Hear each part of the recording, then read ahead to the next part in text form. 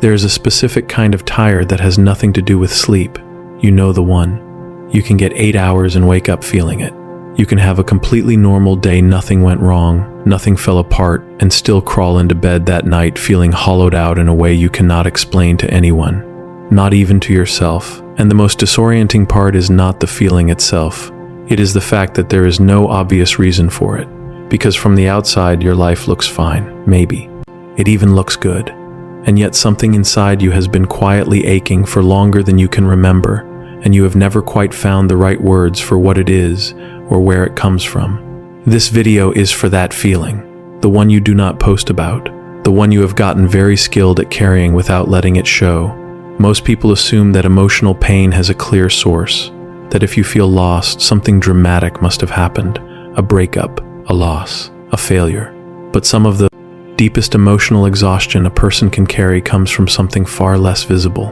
It comes from years of being slightly not yourself, from spending so much energy managing how you come across, what people think of you, whether you are taking up too much space or not enough, that the actual you, the one who exists underneath all that management, has been running on almost nothing for a very long time. That exhaustion is real. It is not weakness. It is not ingratitude for the good things in your life. It is what happens when a person has been performing okayness for so long that they have forgotten what genuine okayness actually felt like. Here is something that most conversations about emotional health completely skip over. There is a difference between the life you are living and the life your nervous system believes is safe for you to live. And those two things, for a lot of people, are not the same. Your circumstances may have changed, you may have more stability now, more safety, more good things present than you have ever had, but the part of you that learned to brace for impact a long time ago did not automatically receive that update. It is still running the old program, still scanning for threat, still waiting for the thing that is good to be taken away, still holding its breath even when there is nothing left to hold it against. That low-grade bracing, that permanent background tension that you have probably normalized so completely you barely notice it anymore, is one of the most energy-consuming things a human body can do, and it is invisible to everyone around you and often even to yourself. Think about when it started, not dramatically, not with a single moment you can point to, but gradually. Maybe you grew up in an environment where emotions were something to manage rather than something to feel, where being upset was an inconvenience, where vulnerability was met with impatience or silence or something worse. So you learned, quietly, efficiently, to handle things internally, to not bring your full emotional reality into the room, to be the person who was fine, who didn't make it complicated, who held things together.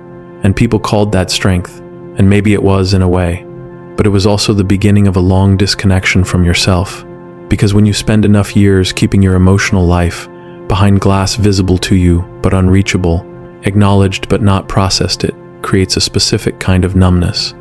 Not the dramatic numbness of someone in a crisis, the quiet, functional numbness of someone who has been slightly out of touch with their own interior for so long that the distance started to feel normal. This is where something important needs to be said directly. You are not broken. The patterns that are exhausting you now were not mistakes. They were adaptations. Your nervous system built them in response to what the environment required. If softness wasn't safe, you built walls. If needing things led to disappointment, you learned to stop needing things, or at least to stop showing that you did. If your emotions were too much for the people around you, you made yourself smaller so the people you loved could stay comfortable. None of that was weakness. All of it was an attempt to survive, to belong, to hold on to connection in whatever way was available to you at the time. The problem is not that those adaptations existed. The problem is that you are still running them in a life that may no longer require them, and they are costing you more than you realize. There is a quiet grief that lives inside people who have spent years being who others needed them to be. A grief most people never name because it does not look like loss from the outside. Nothing was taken from you in a way anyone else could see, but something was lost, the version of you that never got to simply exist without editing. The version that wanted things and said so without immediately shrinking from the wanting. The version that cried when things were hard without immediately apologizing for crying. The version that took up space without calculating in real time whether the space was earned. That version did not disappear. It is not gone. but it has been quiet for a long time. And part of what you are feeling, that hollow, unnameable ache, is that version of you, still there, still present, gently asking when it gets to come home. The path back is not what most people expect. It is not a single moment of release. It is not one good cry or one honest conversation or 1 week of journaling that suddenly fixes everything. It is a slow, patient, deeply personal process of learning to trust yourself again, of noticing in small moments throughout an ordinary day when you are being genuine and when you are performing, when you are speaking from what you actually think and feel, and when you are speaking from what you calculated would land well. Most people, when they begin paying attention to this, are surprised by how rarely the two things match, how much of their daily communication is pre-filtered, how much of their inner experience never makes it past the editing process. And seeing that clearly, not with judgment, just with honesty, is usually where the real work begins. Start with one thing, one small area where you have been consistently dishonest, not with other people but with yourself. Maybe it is a relationship that costs you more than it gives, but you have been calling it fine. Maybe it is a job that has been slowly flattening something in you, but you have been staying because leaving feels too uncertain. Maybe it is the way you talk to yourself in moments of failure with a harshness you would never use on anyone you actually loved. Pick one, not to fix it immediately, just to see it clearly and stop pretending it is something other than what it is. Because clarity, even when it is uncomfortable, is one of the most healing things a person can give themselves. The exhaustion of pretending is almost always heavier than the discomfort of the truth. There is something that happens when people begin this process, something unexpected and genuinely hard to describe. The world does not suddenly become easy.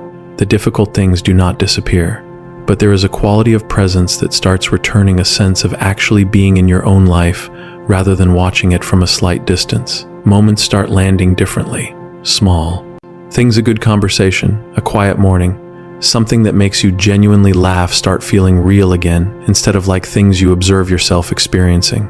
That return to presence is not a dramatic transformation. It is subtle, but it is the difference between being alive and feeling alive. And for people who have been in the numb, functional, keeping it together mode for a long time, feeling alive again, even in small doses, is something they didn't realize they had been missing until they started to get it back. One of the most important things you can understand about healing, real healing, not the kind that looks good in a caption, but the kind that actually changes how you move through your days, is that it requires you to stop outsourcing your sense of self to the opinions and reactions of other people. This is harder than it sounds, because most of us learned from very early on that love and belonging were conditional, that we were more accepted when we performed well, when we were agreeable, when we made others comfortable. So we built our sense of value on that feedback loop. We learned to read rooms, to adjust, to become whoever the moment seemed to require. And that skill kept us connected to people, but it disconnected us from ourselves.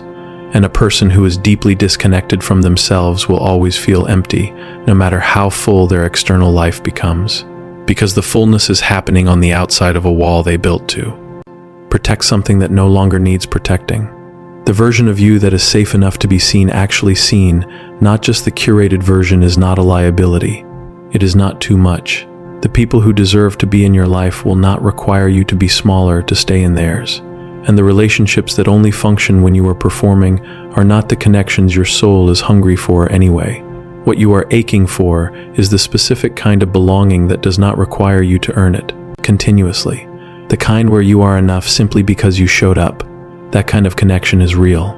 It exists. But it only becomes available to you when you stop hiding the person that would be doing the connecting. Here is what no one tells you about the people who seem to move through life with a genuine quiet peace. Not the performed peace, not the aesthetic of calm, but the real thing, the settled kind that doesn't crack under pressure. Those people are not people who have figured out how to avoid difficult feelings. They are people who stopped being afraid of them, who learned, somewhere along the way, that their emotions were not emergencies, that sadness would not swallow them, that anger was information, not a character flaw, that loneliness was a signal, not a sentence. When you stop being afraid of your own interior, something profound shifts. You stop spending enormous amounts of energy keeping the lid on, and all of that energy, the energy that was going toward suppression, toward performance, toward maintaining the version of you that was built for other people's comfort becomes available again. For your actual life, for the things that genuinely matter to you, for the connections that feed you instead of draining you, for the work that means something, for the version of your days that feels worth being present for. You do not have to have it all figured out right now. You do not have to know exactly what needs to change, or how to change it, or what. The other side of this looks like. The only thing that is actually required in this moment is a small, honest willingness to stop pretending that the way things are is the same as the way things have to be. That willingness, that single quiet decision to stop performing okayness you don't feel and start getting curious about what is actually there underneath is the beginning of something real. It does not announce itself. It does not feel dramatic. It is just a small internal turning, like a plant adjusting toward light, but everything that comes after it grows from that moment. So if you are lying in bed tonight, feeling that hollow, tired, hard-to-name ache, know that you are not alone in it. Know that it is not a sign that something is permanently wrong with you. Know that it is actually, in its strange way, a signal that something in you still wants more than what it has been given. And that wanting, even when it hurts, means the part of you that knows you deserve a fuller. Life is still there, still present, still waiting for you to stop explaining it away and start listening to it instead. That is where everything begins, not with a plan, not with a dramatic change, just with the quiet, courageous act of finally letting yourself be honest about how you actually feel. And if this found you at the exact moment you needed it, which maybe it did save it, come back to it on the nights when the weight feels heavy again, because some things need to be heard more than once before they fully land, and you deserve to let them land.